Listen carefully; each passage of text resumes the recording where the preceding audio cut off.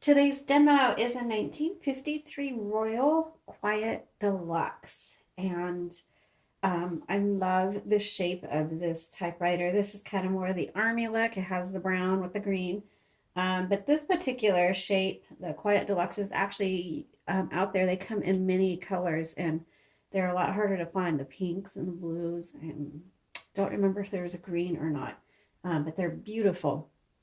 This one's pretty typical, the standard brown and green or beige and green. But let's take a look at it here. So on this typewriter, on the carriage, in the back is your paper holder right there. Your margins, instead of being across or behind or right here, they're called magic margins. And so the way they work is when you get to your margin, which this one's right here, you release. You hold this down and release the carriage, and you can go past it and then set it where you want. So let's say we'll set it right here, and so you release the top. And so now there's your margin. Same for the right side. You release the carriage as well. I'll do it this way.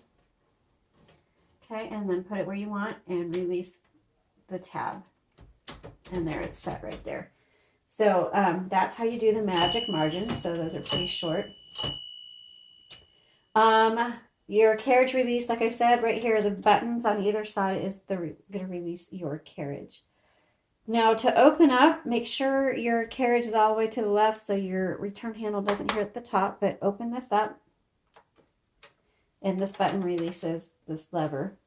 And you're going to see a universal ribbon. It does take universal ribbon, and all of our typewriters have new ribbons in them. And then our shop always carries universal ribbons in stock as well. When it's time to change, pay attention to how it is threaded through the guide wires. Black is on top, red is on bottom. They just pop in and out. When you get to the end of the spool, your font is going to be faint or your typewriter is going to lock up.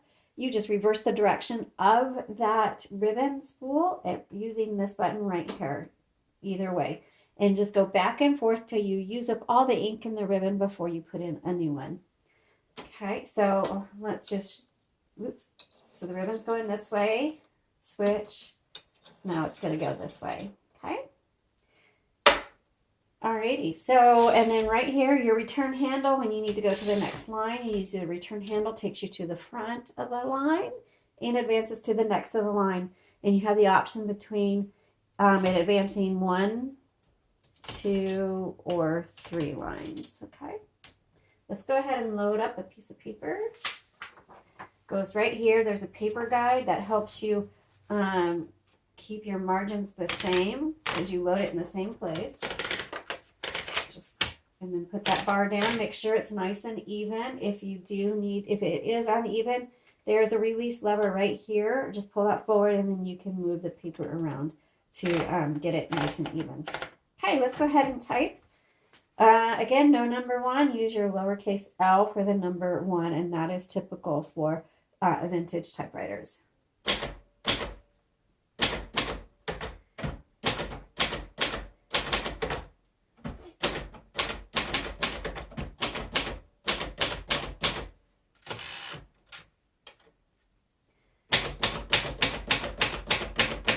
This is your color selector. It was on red. I just put it over to black. And this types very well. This has your typical post-war feel. You can just imagine somebody sitting at their army desk filling out paper reports. I don't know if that's what this was used for, but that's what I think of when I see it. This is great to have on hand just for unique, if you're going to do letters, write journals, you just have somebody who's curious and typewriters. This has a very typical 50s look to it.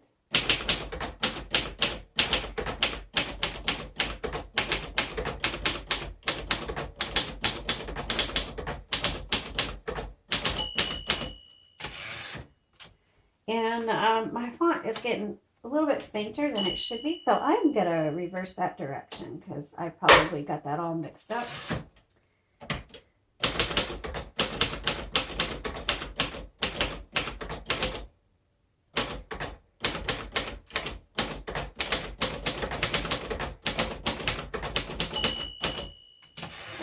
let's try that red again.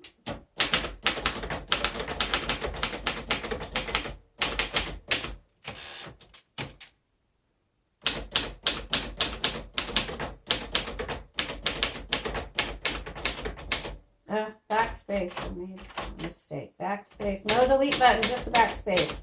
And you just type over your mistake, or you X through it or cross through it. Okay, here you go. This is probably a 12 CPI font, so it's smaller, but it types really well. I'll take a picture of this so you can see how that looks. But this is not portable. This is just a manual desk typewriter, and really good for anything. If you want, if it's something that you're going to be using every single day, it can be used every day, but I don't know that it's gonna, the keys are a little bit small.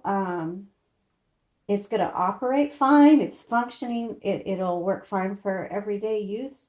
But for me personally, if I'm gonna use something that's every day, I want something that's gonna flow a little bit better. So this one I would pick just if I'm just an occasional writer and I just love typewriters and I just want one, and it's going to work for me whenever I get on it, then this is going to be a really good one for you. All right. Hope you enjoyed this. Thanks so much for watching, and please visit the links in our comments.